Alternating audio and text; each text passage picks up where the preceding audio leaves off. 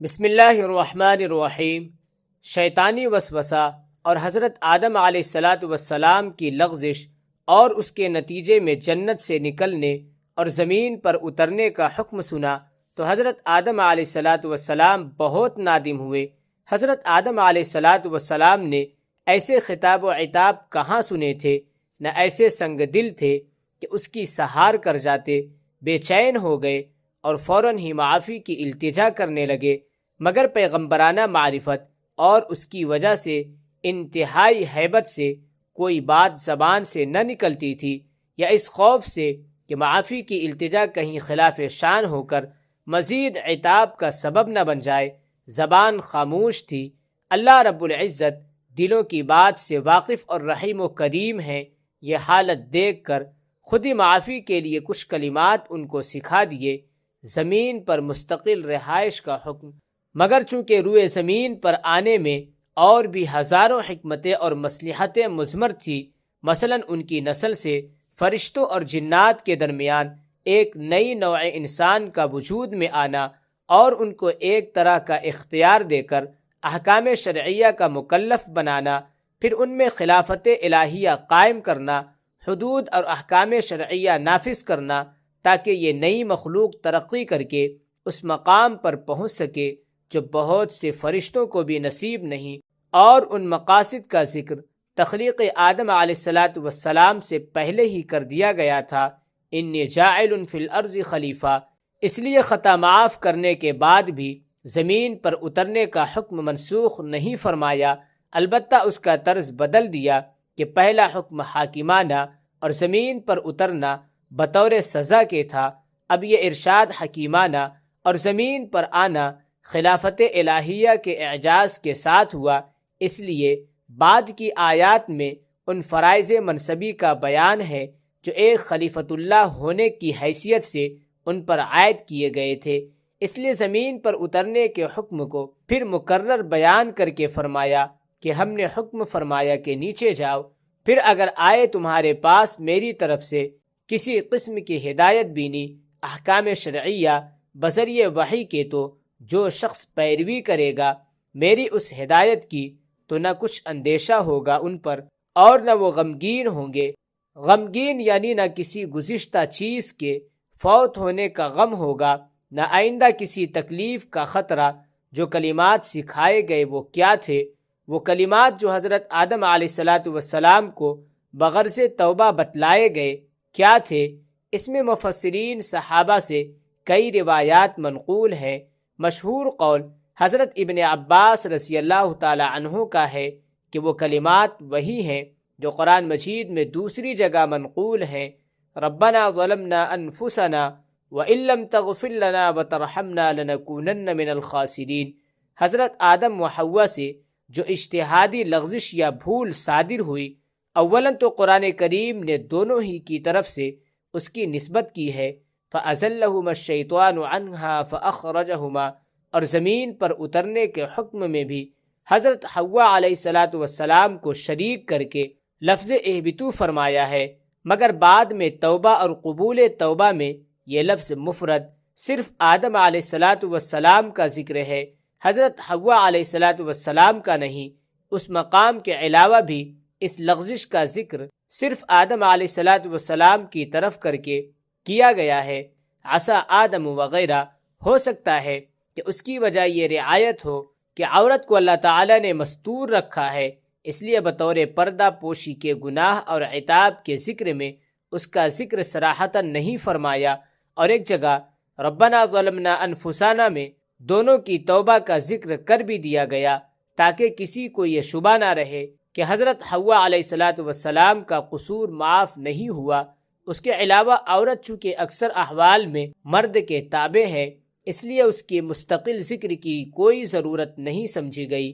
حضرت آدم علیہ السلام کی آہوزاری عبد المنعم بن ادریس نے ذکر کیا کہ وہ فرماتے ہیں کہ مجھے میرے والد نے وہب بن منبع سے روایت کیا ہے کہ آدم علیہ السلام نے 7 روز پریشانی و ناراضگی میں گزارے، 7ویں روز اللہ تعالیٰ نے ان کی طرف توجہ فرمائی، یہ سر جھکائے غمگین و حزین بیٹھے تھے۔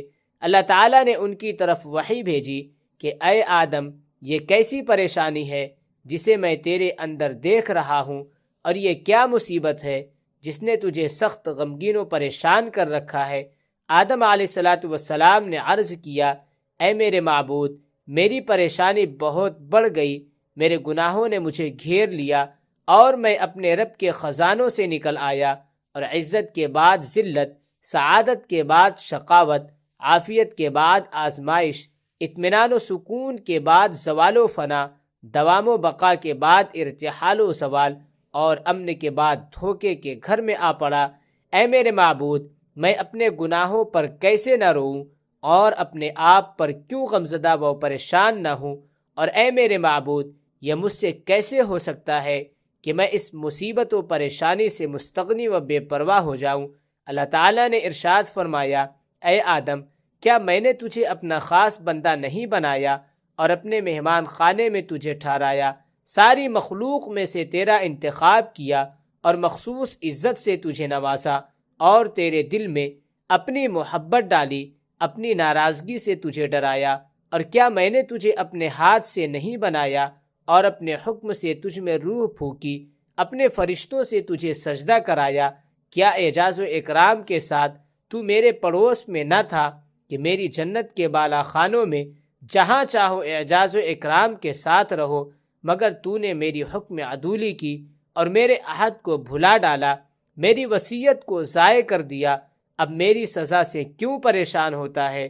مجھے میری عزت و جلال کی قسم، اگر میں روئے زمین کو تجھ جیسے انسانوں سے بھر دوں جو رات دن میری تسبیح و تحمید کرتے ہوئے نہ اگتائیں، پھر وہ میری نافرمانی کرے، تو میں ان سب کو نافرمانوں میں شمار کروں گا۔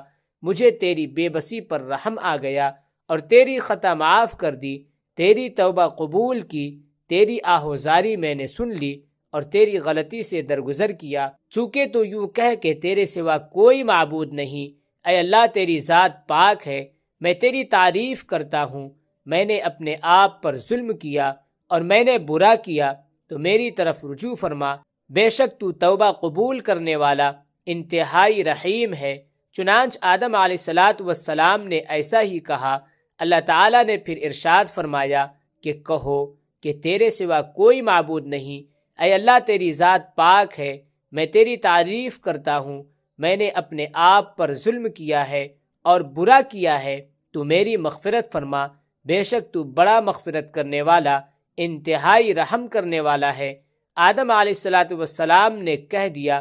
اللہ تعالیٰ نے پھر فرمایا، کیونکہ تیرے سوا کوئی معبود نہیں، اے اللہ، تیری ذات پاک ہے، میں تیری تعریف کرتا ہوں۔ میں نے اپنے آپ پر زیادتی کی ہے اور میں نے برا کیا ہے، آپ مجھ پر رحم فرمائے، بے شک سب رحم کرنے والوں سے بڑا رحم کرنے والا ہے۔ نیز فرمایا، حضرت آدم علیہ السلام کی پریشانی انتہائی شدید تھی، اس لیے وہ بہت غمزدہ رہتے تھے، اور ان کے رونے پر وہ بھی رونے لگتے۔ چنانچہ وہ جنت کے چھوٹنے پر 200 سال تک روتے رہے، تو اللہ تعالیٰ نے ان کے پاس جنت کا ایک خیمہ بھیجا جسے بیت اللہ کی جگہ کعبہ بننے سے قبل نصب کیا گیا۔ حضرت آدم علیہ السلام کا 300 برس تک رونا۔ ایک روایت میں ہے کہ حضرت آدم علیہ السلام ہندوستان کے پہاڑوں پر 300 سال تک روتے رہے، اور ان کے آنسو پانی کی طرح ان پہاڑوں کی وادیوں میں بہتے رہے۔ وہ فرماتے ہیں کہ ان کے آنسوؤں کی وجہ سے یہ خوشبودار درخت پیدا ہو گئے۔ فرماتے ہیں کہ پھر وہ بیت اللہ کے ارادے سے نکلے تو جہاں جہاں ان کا قدم پڑا وہاں وہاں شہر اور بستیاں بن گئی، اور درمیان میں جنگلات و بیابان بن گئے۔ بیت اللہ پہنچ کر 1 ہفتہ کعبہ کا طواف کرتے رہے، اور اس قدر روئے کہ ان کے گھٹنوں تک آنسو جمع ہو گئے۔ پھر نماز پڑھی تو سجدے میں روتے رہے، حتیٰ کہ آنسوؤں کا سمندر امنڈ آیا اور آنسو پانی کی طرح زمین پر بہنے لگے۔ اس وقت اللہ تعالیٰ کی طرف سے آواز آئی، اے آدم، میں نے تیری کمزوری پر رحم کیا اور تیری توبہ قبول کی، تیرے گناہ کو معاف کر دیا۔ چنانچہ یوں کہو، اللہ تعالیٰ کے سوا کوئی معبود نہیں، اللہ تعالیٰ تو پاک ہے، میں تیری تعریف کرتا ہوں۔ میں نے برا کیا اور اپنے آپ پر ظلم کیا، چنانچہ تو مجھ پر توجہ فرما، بے شک تو توبہ قبول کرنے والا انتہائی رحم کرنے والا ہے، اور مجھے معاف فرما، بے شک تو بہترین معاف کرنے والا ہے، اور مجھ پر رحم فرما، بے شک تو بہترین رحم کرنے والا ہے۔